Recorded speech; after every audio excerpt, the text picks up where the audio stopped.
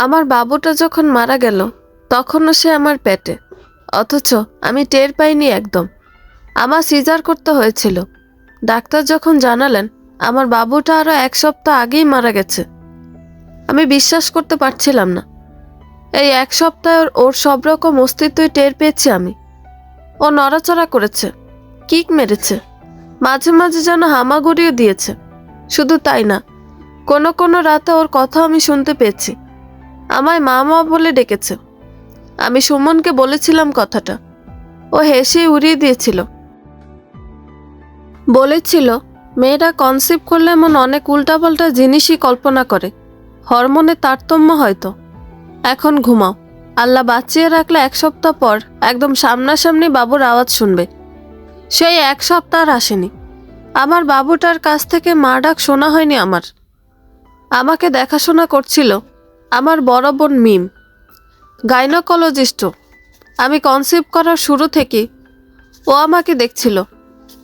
আমার বাবুটা মারা যাবার পর আমি যতটা না কেঁদেছিলাম তার থেকেও বেশি কেঁদেছিল। কাঁদতে কাঁদতেই বলল, এটা কেমনে হলো রে দিয়া? এত হেলদি বেবিটা, 2 সপ্তাহ আগে চেক করো তো তেমন কিছু পাইনি, এটা কেমনে হলো? আমি বললাম, আমি তোর অস্তিত্ব টের পেয়েছি। ও নড়াচড়া করেছে, কিক মেরেছে। আপু কান্না মুছে বলল, এমনটা হয়, এটা অবাক হওয়ার কিছু না। এটাকে বলে ফ্যান্টম বেবি কিক। যাদের স্টিল বার্থ হয় এমন অনেক মাই ব্যাপারটা টের পান। 24-26 বছর পরও এমনটা টের পাওয়া যায়, এই রেকর্ডও আছে। আমি আর কিছু বললাম না, কিছু বলতে ইচ্ছা করছিল না। হাসপাতাল থেকে রিলিজ নিয়ে বাড়ি চলে এলাম। কিছুই ভালো লাগছিল না। সুমন অফিস থেকে ছুটি নিয়ে আমার সাথেই থাকতে চাচ্ছিল, কিন্তু আমি মানা করে দিলাম। দরকার নাই এভাবে বাসায় বসে থাকার। আমার নিজের সমস্যা, আমি নিজেই সামলে নেব। বাসায় থাকি একা, নিজের ঘর গোছাই, রান্না করি, টিভি দেখি, বাবুর জন্য কিনে রাখা কাপড়গুলো নেড়ে চেড়ে দেখি। ভীষণ কান্না পেলে চিৎকার করে কাঁদি। কেঁদে কেঁদে হয়রান হলে বিছানায় শুয়ে ঘুম দেই। ঘুম ভাঙলে দেখি সন্ধ্যা পেরিয়ে গেছে, ঘর অন্ধকার।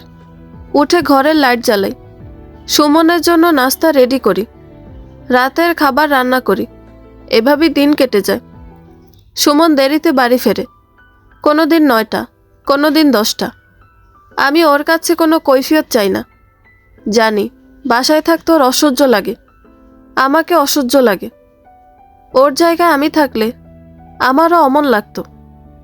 তার চাইতে ও বাইরে বন্ধু বান্ধবদের সাথে আড্ডা দিয়ে বেড়াচ্ছে, দিক, আমি বাধা দিব না। ওর লাইফটা অন্তত স্বাভাবিকভাবে চলুক। সুমন ঘরে ফিরে তেমন কথা বলে না আমার সাথে, আমিও বলি না, ভালো লাগে না। দুজন চুপচাপ ডিনার সারি, বিছানায় দুপাশ ফিরে শুয়ে পড়ি। এভাবেই কাটে আমাদের দিন। কিন্তু একদিন একটা অদ্ভুত ব্যাপার ঘটল। আমার সিজারের 1 মাস পর দুপুরে ঘরে বসে কাপড় ভাঁজ করছি। হঠাৎ মনে হলো কেউ মা বলে ডেকে উঠল। আমি চমকে উঠলাম। কে ডাকলো এমন করে? মনের ভুল না তো? আমি আবার কান পাতি, যদি শব্দটা শোনা যায়। না, কিচ্ছু শুনতে পেলাম না। সে রাতে সুমন একটু তাড়াতাড়ি ফেরে বাসায়। আমি ভাবছিলাম একবার ওকে কথাটা বলবো, কিন্তু বলতে আর ইচ্ছা করলো না। ও হেসে উড়িয়ে দেবে, বলবে হ্যালুসিনেশন। তার চাইতে কথাটা গোপনই থাক। হতে হতে পারে আমার মনের ভুল। রাতে মা ফোন দিল। আপু বিয়ে করতে চাচ্ছে না বলে অনেক অনুযোগ করলো। আমার কানে সেগুলো কিছুই ঢুকলো না। আমার খুব ইচ্ছা করছিল মাকে কথাটা বলি। শেষমেশ আমি একবার জিজ্ঞেসই করে ফেললাম, মা, আমি আর আপু যখন তোমার থেকে দূরে থাকি, তুমি কি কখনো আমাদের ডাক শুনতে পাও? মা অবাক হয়ে বলল, এসব কি বলিস উল্টাপাল্টা? কিছু না বলে আমি কথা ঘুরিয়ে ফেললাম। মা আরও কয়েকবার ব্যাপারটা জিজ্ঞেস করছিল, কিন্তু আমি আর কিছু বললাম না। পরদিন দুপুরবেলা খেয়ে দিয়ে শুয়ে আছি চুপচাপ। নিঝুম নিস্তব্ধ চারদিক। এর মধ্যে আবার শুনলাম মা। আমি চমকে উঠলাম। এত স্পষ্ট, এত সুন্দর, এত মিষ্টি কিছু আমি আর কখনো শুনিনি। ছোট্ট একটা বাবুর আধো আধো বলির স্বর। আমি বিছানায় উঠে বসে বললাম, তুমি কোথায় আব্বু, তুমি কোথায়? আবার ডাকটা শুনলাম, মা। এটা যেন আরো স্পষ্ট, আরো মিষ্টি। আমি চারপাশে তাকালাম, কোথা থেকে আসছে শব্দটা? আমার ঘরের ভেতর থেকে না বাইরে কোথাও থেকে? তখনই আমার পেটে কিক মারল কেউ। পেটের ভেতর থেকে। আমি অনেকক্ষণ বসে রইলাম চুপচাপ। পেটে হাত বোলালাম। আছে, সে আছে। আমি তার অস্তিত্ব টের পাচ্ছি। আমার বাবুটা আবার ফিরে এসেছে আমার মাঝে। রাতে সুমন বাড়ি ফিরলে আমি ওকে কথাটা বললাম। ও হেসে উড়িয়ে দিল কথাটা। বলল, তোমার কি মাথা ঠিক আছে? আমি ওর হাত ধরে আমার পেটের উপর রাখলাম। বললাম, দেখো, কিছু টের পাচ্ছ না? না তো। ভালোভাবে দেখো, বাবুটা নড়ছে। দিয়া, তোমার পেটে কিচ্ছু নেই, একদম স্বাভাবিক। তুমি কল্পনা করছো এসব। আমি কল্পনা করছি না, সত্যি আমার পেটে কিছু আছে। তোমাকে যেমন অনুভব করছি, আমার বাবুকেও তেমনি অনুভব করছি। ও সত্যি আমার মাঝে চলে এসেছে আবার। সুমন কিছু বলল না, সরে গেল আমার সামনে থেকে। কিছুক্ষণ পর আপু ফোন করলো। দিয়া, সুমন ফোন করেছিল। তুই কিসব নাকি বলছিস, তোর বাবুটা ফিরে এসেছে? সত্যি বলেছি আপু, সুমন বিশ্বাস করছে না। তুই এসে দেখে যা, ঠিক বুঝতে পারবি। আচ্ছা, তুই কালকে আমার চেম্বারে আসিস। আপু পরদিন আমার অনেকগুলো টেস্ট করালো। টেস্ট রিপোর্টগুলো নিয়ে এসে বলল, না রে, সব নেগেটিভ। তোর পেটে কোনো বেবি নেই। না, আছে, সত্যি আছে। আমি এখনো টের পাচ্ছি। তোকে বলেছি তো, কিছু নেই তোর পেটে। তুই যেটা এক্সপেরিয়েন্স করছিস ওটা ফ্যান্টম বেবি সিনড্রোম। এতদিন একটা বেবি তোর পেটে ছিল, তার ইমপ্যাক্ট এখনো রয়ে গেছে। নর্মাল গ্যাস্ট্রিক বা খাবারের নাড়িভুড়ি দিয়ে চলাচলকেও তোর বেবির নড়াচড়া মনে হচ্ছে। আমি বিশ্বাস করলাম না। নিশ্চয়ই আপু মিথ্যা বলছে, কিন্তু কেন? ওর কি লাভ? আমি আমার ফ্যামিলির সবাইকেই আমার বাবুর ফিরে আসার কথাটা বললাম, কিন্তু কেউ বিশ্বাস করলো না। আমার বাবা মা, ফুফু, খালা, কেউ না। সবাই কেবল বলতে লাগলো, যেটা হয়েছে সেটা মানিয়ে নিতে। যে গেছে সে তো ফিরে আসবে না। কিন্তু আমি কি করে মানিয়ে নিব? যেটা সত্যি সেটা কিভাবে অবিশ্বাস করব? সুমনের সাথে এখন আমার প্রত্যেক দিন ঝগড়া হয়। ও বাবা হয়ে কিভাবে বাবুর ফিরে আসাটা অস্বীকার করে বুঝতে পারছি না। আমি চিৎকার করি, কাঁদি। সুমন রেগে মেগে অন্য ঘরে চলে যায়। সেদিন আর সহ্য হলো না, বলেই ফেললাম, তুমি কি মনে করেছ আমি কিছুই বুঝতে পারছি না? কেন দেরি করে বাড়ি ফেরো? কার সাথে সময় কাটাও? আমাকে আর আগের মতো ভালোবাসো না, তাই নিজের বাচ্চাকেও অস্বীকার করছো। সুমন আমার গালে এক চড় মেরে দিল। আমি স্তব্ধ হয়ে গেলাম। ও এমন করবে স্বপ্নেও ভাবতে পারিনি। ও সরে গেল আমার সামনে থেকে। কিছুক্ষণ পর ওই ঘর থেকে ওর কণ্ঠ শুনতে পেলাম, না, আমি আর পারছি না এভাবে থাকতে। এর আধা ঘন্টা পর আপু চলে এলো, আমাকে জড়িয়ে ধরল। আমি আর থাকতে পারলাম না, ঝড় করে কেঁদে ফেললাম। আপু কেবল আমাকে জড়িয়ে ধরে বলতে লাগলো, কাঁদিস না, সব ঠিক হয়ে যাবে। আপুর দেওয়া ঘুমের ওষুধটা খেয়ে আমি চুপচাপ বসলাম। কান্নার পর এখন শান্তি লাগছে খুব। মাথাটাও ঠান্ডা হয়ে এসেছে। আপুকে বললাম, আসলে দোষটা আমারই। একটা বিষয় নিয়ে বারবার পুশ করছি সবাইকে। তুই যা বলছিস সেটাই ঠিক। আসলেই মনে হয় আমার পেটে কিছু নেই। এগুলো আমার কল্পনা। সুমনকে শুধু শুধু কষ্ট দিয়েছি এই কয়দিন। বেচারি আর কত সহ্য করবে। সুমন ততক্ষণে ঘরে চলে এসেছে। আমার কথা শুনেছে সে। ও চুপচাপ আমার সামনে এসে বলল, আমাকে ক্ষমা করে দিও, কাজটা ঠিক হয়নি। আমি বললাম, না, ক্ষমা চাওয়ার কিছু নেই, আমি বাড়াবাড়ি করেছিলাম, চরটা প্রাপ্য ছিল আমার। সুমনের মুখে একটু হাসি ফুটল। এরপর একটু পিছিয়ে গিয়ে বলল, আরে, চর মারার জন্য কে ক্ষমা চাচ্ছে? ওটা তো ঠিকই মেরেছি। আমি ক্ষমা চাচ্ছি তোমার বাচ্চাটা নষ্ট করার জন্য। আমি তখন স্তব্ধ হয়ে গেছি। এটা কি বলছো? ওর কি মাথা খারাপ হয়ে গেছে? আমার মুখের ভাব যেন বুঝতে পারল। হাসতে হাসতে বলল, না, মাথা খারাপ হয় নাই আমার, ঠিকই আছে। আমি ঠান্ডা মাথাতেই তোমার সামনে কনফেস করছি, তোমার বেবিটাকে আমি মেরে ফেলেছি। তোমার ডেলিভারি ডেটের 1 মাস আগে তোমাকে 50 মিলিগ্রাম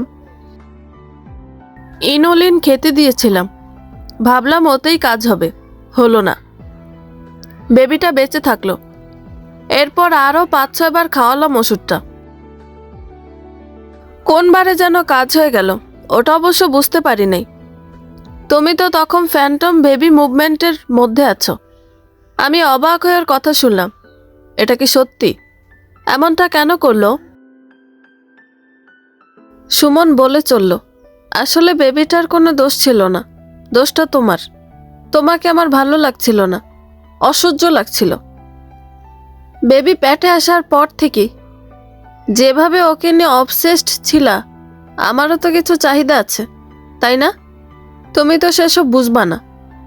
দিলা আমাকে দূরে ঠেলে, আমিও দূরে সরে গেলাম। যার থেকে দূরে সরলাম তার বেবি নিয়ে আমি কি করব? তাই দিলাম বেবিটাকে মেরে। কিন্তু কেন?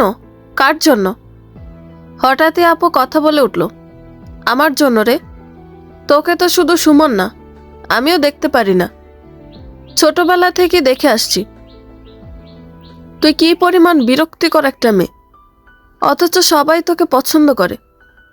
আব্বু আম্মু আমার চেয়ে তোকে বেশি গুরুত্ব দেয়। শেষে আমার আগে তোর বিয়ে দিল, যুক্তি দিল। এখনকার জামানায় বড় বোনের আগে ছোট বোনের বিয়ে দিলে কেউ কিছু মনে করে না। তোর পছন্দ আছে তাই তাড়াতাড়ি বিয়ে দেওয়া দরকার। অথচ তোর আগে বিয়ে হওয়াতে মানুষের কাছে আমি যে কতটা অপমানিত হয়েছি তা কেবল আমি জানি। আমি তখন থেকে ভাবা শুরু করেছিলাম, ব্যাপারটা কি? বাবা মা আমাকে এত অবহেলা করেন কেন? শেষমেশ তার উত্তরও পেলাম। আমার অ্যাডাপ্টেশনের কাগজপত্র পেয়ে গেলাম একদিন।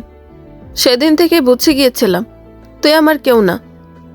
তোর উপর খুব হিংসা হতো, তোর বর ভাগ্য দেখেও হিংসা হতো। তুই যখন প্রেগনেন্ট তখন তোর বাসায় তো প্রায়ই আসতাম। তুই যে বরকে অবহেলা করছিস বুঝতে পারতাম। আমিও তখন তাকে আমার দিকে টানতে থাকি। তারপর এলো সেই রাত, তুই খেয়ে দিয়ে ঘুমিয়ে পড়েছিস, আমি আর সুমন আছি জেগে। ও হড়বড় করেই নিজের কষ্টের কথা বলে দিল আমাকে। ওর প্রয়োজন ছিল একটু মনোযোগ, একটু ভালোবাসার।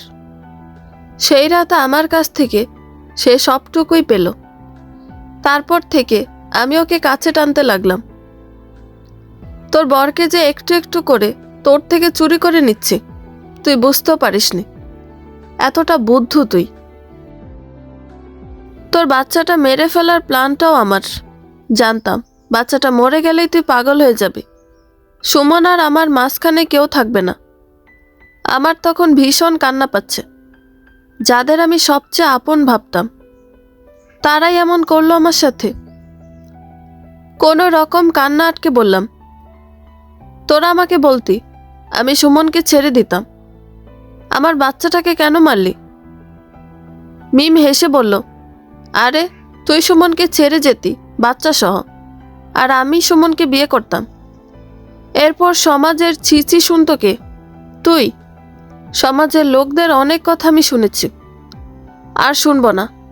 যাই হোক, তোর কষ্ট কমানোর ব্যবস্থা করেছি। ঘুমের ওষুধ বলে যেটা তোকে খাইয়েছি, ওটার নাম প্যানোলিন 5। মরার জন্য অব্যর্থ ওষুধ। খাবার কিছুক্ষণ পরই দুম করে মরে যাবি। কোনো ব্যথা বেদনা থাকবে না। মানুষ জানবে বাচ্চা হারানোর শোকে তুই সুইসাইড করেছিস। তুই যে কয়েকদিন পাগলামি করেছিস, এটা তো সবাই দেখেছে। কেউ কোনো সন্দেহ করবে না। সুমন কিছুদিন মন খারাপ করে থাকবে। এরপর ওর প্রতি সহানুভূতিশীল হয়ে আমি ওকে বিয়ে করব। সবাই মহিয়সী নারী হিসেবে আমাকে বাহবা দিবে। খুব মজা হবে, তাই না? আমি আর দাঁড়িয়ে থাকতে পারছিলাম না। প্রচণ্ড ব্যথা শুরু হয়েছে পেটে। পেট চেপে বসে পড়লাম মেঝেতে। মিম বলল, ব্যথা শুরু হয়েছে? আমি কি ব্যথা বেদনাহীন মৃত্যু বলেছিলাম? সরি রে, সারা জীবন জ্বালিয়েছিস। শেষকালে তোকে এমন শান্তিতে মরতে দিই কেমনে বল? আমার ব্যথা বাড়ছে। ব্যথাটা পেট থেকে তলপেটে চলে এসেছে। নাড়ি ভুঁড়ি মোচড় দিয়ে উঠছে। কি যেন বেরিয়ে আসতে চাইছে আমার ভেতর থেকে। হঠাৎই মিম বসে পড়ল। এ কি, ব্লাড বের হচ্ছে কেন? এমনটা তো হওয়ার কথা না। ব্লাড বের হলে তো ক্রাইমের এভিডেন্স থেকে যাবে। সুমন, ওকে ধরো তো, ওর কাপড়টা খুলতে হবে। আমাকে বাধা দেওয়ার কোনো সুযোগই দিল না ওরা। আমি সুযোগও পেলাম না। ব্যথা আড়ষ্ট হয়ে গেছি একদম। এত ব্যথা, ঠিক লেবার পেইনের মতো। হঠাৎ আপু চিৎকার করে উঠল। এ কি? ওর মুখের ভাব বদলে গেছে। কেমন একটা ভয় পাওয়া ভাব চলে এসেছে ওর মুখে। ওর ওই ভাবটা আমি চিনি। খুব ভয়ঙ্কর বা জঘন্য কিছু দেখলে ওর মুখের এমন একটা ভাব হয়ে যায়। আপু আমার তলপেটের দিকে তাকিয়ে চিৎকার করে যাচ্ছে, এ কি, এটা কি? মাথা বের হচ্ছে কেন? ওর পেটে তো কোনো বেবি নেই। তাহলে কি বের হচ্ছে এটা? এরপরেই একটা তীব্র চিনচিনে ব্যথার অনুভূতি আমার পুরো স্নায়ুকে অবশ করে দিল। আমি যেন জ্ঞান হারালাম কিছুক্ষণের জন্য। জ্ঞান ফিরতেই দেখি সুমন আর মিম একসাথে ভয়ার্ত চোখে তাকিয়ে আছে আমার পায়ের দিকে। আমার পায়ের কাছে একটা বাচ্চা, রক্তে মাখা, ভীষণ শুকনো একটা বাচ্চা। তার নাড়ি কাটা হয়নি এখনো। নাড়িটা আমার সাথে জোড়া। সুমন আর মিম চিৎকার করছে ভয়ে। ওদের চিৎকার যেন প্রতিটা মানুষ শুনতে পাচ্ছে। বাচ্চাটা হাসছে খিলখিল করে। খিলখিল করতে করতেই সে একটু একটু করে হামাগুড়ি দিয়ে এগুচ্ছে ওদের দিকে। শেষ কথা, আমি বাবুটাকে কোলে নিয়ে বসে আছি। আমার সামনে মিম আর সুমনের মৃতদেহ, রক্ত মাখা, ছিন্ন ভিন্ন। বাবুটা তাকিয়ে আছে আমার দিকে, অথবা তাকিয়ে নেই, বুঝতে পারছি না। ওর চোখের মনি নেই, তবে ওর কথা শুনছি। ও মামা বলে ডাকছে। মাঝে মাঝে ওর রক্ত মাখা ঠোঁট চাটছে। ঠোঁটে লেগে থাকা রক্ত ওর নিজের শরীরের না। প্রতিবার মা ডেকেই বাবুটা খিলখিল হাসিতে ফেটে পড়ছে। ওর কণ্ঠটা আমি চিনি। এই কণ্ঠটাই আমি শুনেছিলাম আমার বাবুটা পেটে থাকার সময়। ও মারা যাবার পর আমি বাসায় একা থাকার সময়। এত সুন্দর মিষ্টি কণ্ঠ আমি কখনো শুনিনি। ফ্ল্যাটের দরজায় জোরে জোরে ধাক্কানোর শব্দ হলো। পুলিশ এসেছে। নিশ্চয়ই ফ্ল্যাটের অন্যরাও চিৎকার চেঁচামেচি শুনে পুলিশকে খবর দিয়েছে। আমি দরজা না খুলে বসে রইলাম। একটু পরই খুব জোরে জোরে দরজায় বাড়ি দেওয়া শুরু হলো। তারা কিছুক্ষণের মধ্যেই ভেঙে ফেলবেন এই দরজা। আমি বাবুটাকে আঁকড়ে ধরে বসে রইলাম। আমি জানি না ও মানুষ নাকি আত্মা নাকি অন্য ভুবনের অজানা কেউ, কিন্তু এখন সে আমার বাচ্চা। আমার থেকে ওকে আর কেউ কেড়ে নিতে পারবে না, কিছুতেই না। বন্ধুরা, গল্পটি ভালো লেগে থাকলে একটা লাইক করে দিবেন এবং গল্প সম্পর্কে কোনো মতামত জানানোর থাকলে কমেন্ট করতে পারেন। নতুন নতুন আরও গল্প শোনার জন্য চ্যানেলটি সাবস্ক্রাইব করে পাশেই থাকবেন। ধন্যবাদ সবাইকে। ভালো থাকবেন।